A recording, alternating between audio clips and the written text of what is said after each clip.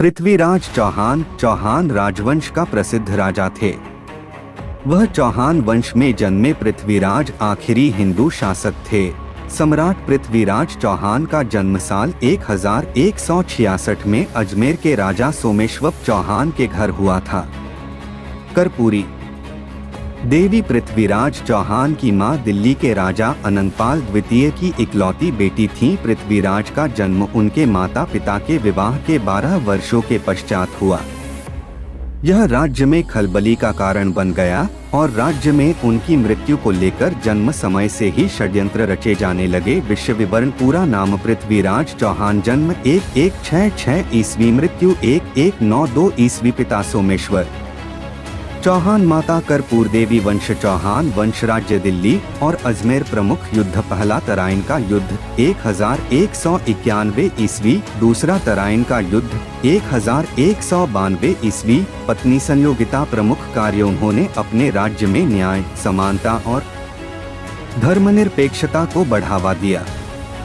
संयोगिता के स्वयंवर में उन्होंने बड़ी वीरता दिखाई। यादगार बातें, उनकी वीरता, साहस और नेतृत्व की कहानियां आज भी हमें प्रेरणा देती हैं। पृथ्वीराज रासो एक हिंदी एपिक कविता उनकी जीवनी को चरितार्थ करती है। पृथ्वीराज चौहान का सबसे प्रसिद्ध युद्ध तराइन का युद्ध था, जिसमें उन्होंने मोहम्मद गोरी से भिड़ा।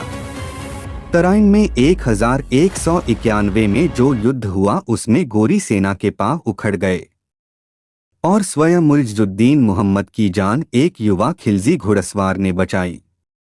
पृथ्वीराज अब भटिंडा की ओर मुड़ा और 13 महीनों के घेरे के बाद उसे अपने कब्जे में कर लिया। तराइन की दूसरी लड़ाई, तराइन की दूसरी लड़ाई को भारतीय इतिहास का एक मोड़ माना जाता है। मुइज़ुद्दीन ने इसके लिए 1,20,000 सैनिकों के साथ मैदान में उतरा, जिसमें बड़ी संख्या में बख्तरबंद घुड़सवार और 10,000 धनुर्धारी घुड़सवार शामिल थे। जैसे ही पृथ्वीराज ने गोरियों के खतरे को भांपा, उसने उत्तर भारत के सभी राजाओं से सहायता का अनुरोध किया। बताया जाता है कि कई राजाओं ने उसकी मदद के लिए अपने सैनिक भेजे, लेकिन कन्नौज का शासक जयचंद्र चुप रहा। पृथ्वीराज चौहान की शिक्षा, उनका बचपन अजमेर, राजस्थान में बिता। उन्होंने अपनी शिक्षा ब्राह्मणों से प्राप्त की थी और उन्हें धनुर्विद्या में विशेष शिक्षा मिली थी। बचपन में ही कुशल योद्धा रहे सम्राट पृथ्वीराज चौहान ने युद्ध के कई गुण सीखे थे। बाल्यकाल में ही उनके अंदर योद्धा बनने के सभी गुण आ गए थे। उत्तर भारत में 12वीं सदी के उत्तरार्ध में उन्होंने अजमेर और दिल्ली पर राज किया। पृथ्वीराज चौहान 6 भाषाएं जानते थे, जिनमें संस्कृत, प्राकृत, मागधी, पैशाची, शौरसेनी और अपभ्रंश भाषा शामिल है। इसके साथ ही उनको मीमांसा, वेदांत, गणित, पुराण, इतिहास, सैन्य विज्ञान और चिकित्सा शास्त्र का भी ज्ञान था। दिल्ली का सिंहासन पृथ्वीराज चौहान के दादा अंगम ने पृथ्वीराज चौहान के साहस और बहादुरी की कहानियां सुनी, तो इसके बाद उन्होंने पृथ्वीराज चौहान को दिल्ली के सिंहासन का उत्तराधिकारी बनाने का ऐलान कर दिया। पृथ्वीराज ने अपनी राजधानी दिल्ली का नवनिर्माण किया। उससे पहले तोमर नरेश ने एक गढ़ के निर्माण का शुभारंभ किया था, जिसे पृथ्वीराज ने विशाल रूप देकर पूरा किया।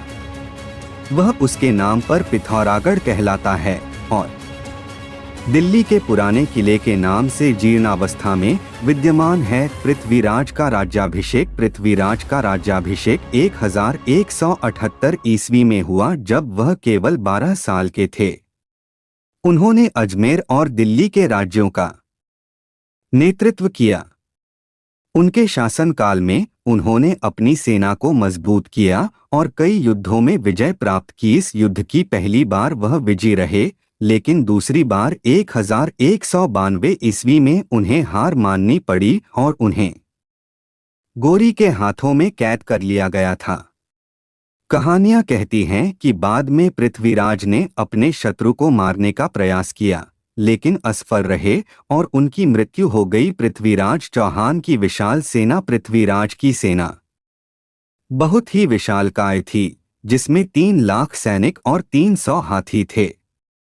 कहा जाता है कि उनकी सेना बहुत ही अच्छी तरह से संगठित थी। इसी कारण इस सेना के बूते उन्होंने कई युद्ध जीते और अपने राज्य का विस्तार करते चले गए। परंतु अंत में कुशल घुड़सवारों की कमी और जयचंद्र की गद्दारी और अन्य राजपूत राजाओं के सहयोग के अभाव में वे मोहम्मद गौरी से द्वितीय युद्ध हार गए। साम्राज्य विस्तार की नीति पृथ्वीराज ने अपने समय के विदेशी आक्रमणकारी मोहम्मद गौरी को कई बार पराजित किया। युवा पृथ्वीराज ने आरंभ से ही साम्राज्य विस्तार की नीति अपनाई।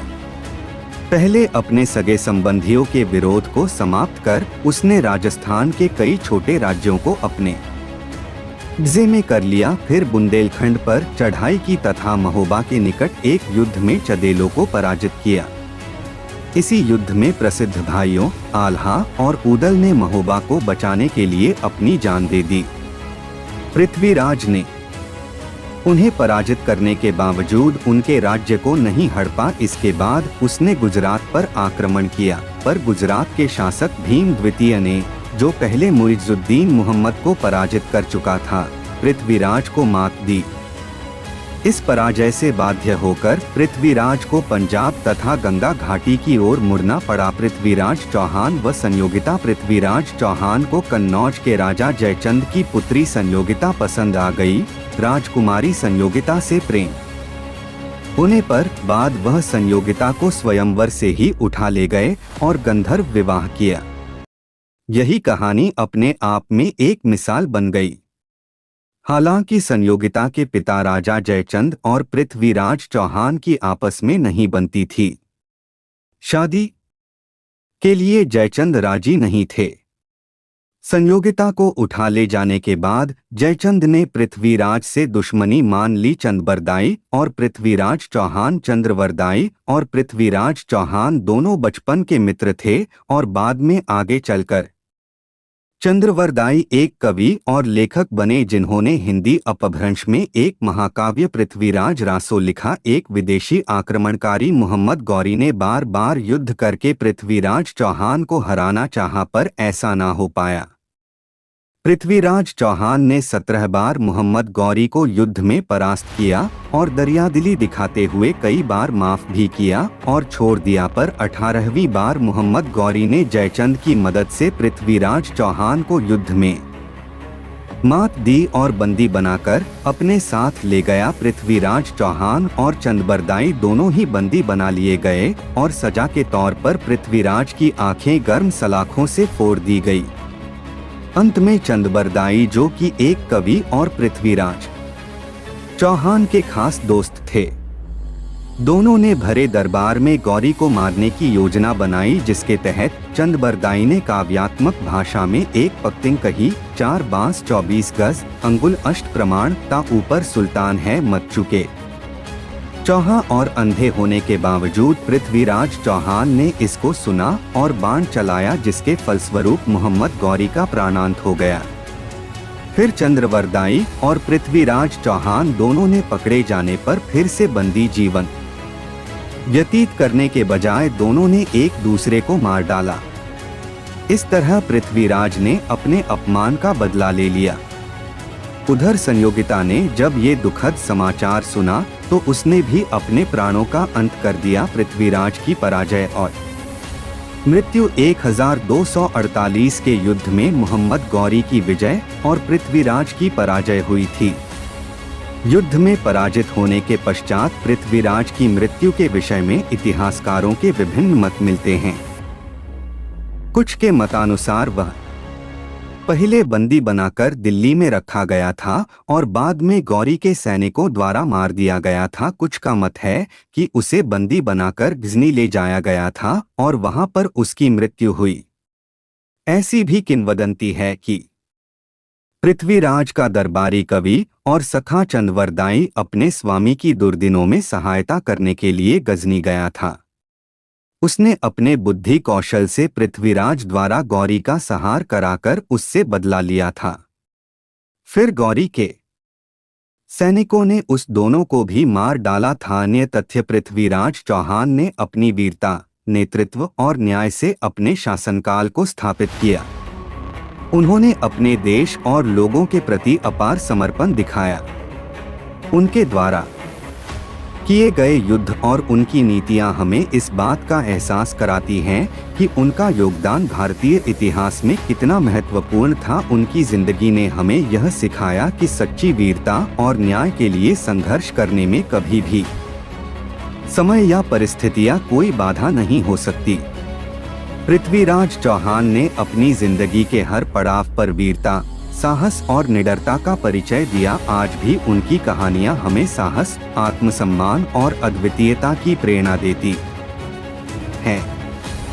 उनकी जिंदगी, उनकी कठिनाइयां और उनकी विजय हमें यह दिखाती है कि हमें कठिनाइयों का सामना करने का साहस होना चाहिए और सच्चे आत्मसम्मान के लिए हमें कभी भी समर्पण करने की आवश्यकता नहीं होती। पृथ्वीराज चौहान का असली नाम क्या है? पृथ्वीराज का जन्म 1166 ईस्वी को हुआ था। इनका जन्म भारत के गुजरात राज्य के पाटन में हुआ था। पृथ्वीराज चौहान को पिथौरा नाम से भी जाना जाता था। इनके पिता का नाम राजा सोमेश्वर चौहान था और इनकी माता का नाम रानी कर्पूरा देवी था। यह अपने माता पिता की पहली संतान थे। संयोगिता की मृत्यु कैसे हुई थी? रानी संयोगिता की मृत्यु नहीं हुई बल्कि वो सती हुई। ऐसा माना जाता है कि पुराने जमाने में पति की मृत्यु के बाद पत्नी का कोई अस्तित्व नहीं रह जाता और इससे पहले उन्हें कोई मुगल राजा उठाकर ले जाए वो उससे पहले ही सती हो जाती है। कुछ इसी तरह का कार्य किया संयोगिता ने और अपनी इच्छा से देह त्याग दिया। मोहम्मद गोरी ने पृथ्वीराज चौहान पर कितनी बार आक्रमण किया था? सन 1191 से 1192 में पृथ्वीराज चौहान और मोहम्मद गौरी के बीच यहीं पर 18 बार युद्ध हुआ था। पृथ्वीराज चौहान की पत्नी का क्या हुआ? पृथ्वीराज की मृत्यु होने के बाद उनकी पत्नी संयोगिता और उनकी ननद प्रथा ने किला राय पिथौरा में जौहर करने का निर्णय लिया। पृथ्वीराज चौहान की मौत के बाद संयोगिता ने जौहर का निर्णय लिया तो उनकी सखियां भी साथ आ गईं। जौहर की तैयारियां होने लगीं। पृथ्वीराज चौहान का सबसे बड़ा दुश्मन कौन था? उसके दुश्मन राजा जयचंद थे। पृथ्वीराज चौहान के बाद दिल्ली का राजा कौन बना? पृथ्वीराज के पुत्र गोविंद राजा चतुर्थ ने उनका उत्तराधिकारी बनाया। वह रणथंभौर चले गए और वहां एक शक्तिशाली चौहान साम्राज्य की स्थापना की। पृथ्वीराज चौहान ने मोहम्मद गौरी को कैसे मारा था? पृथ्वीराज चौहान ने गौरी को अपने शब्दभेदी बाण के द्वारा मार डाला। वहीं दुखद ये हुआ कि जैसे ही मोहम्मद गौरी मारा गया उसके बाद ही पृथ्वीराज चौहान और चंद्रवरदाई ने अपनी दुर्गति से बचने की खातिर एक दूसरे की हत्या कर दी।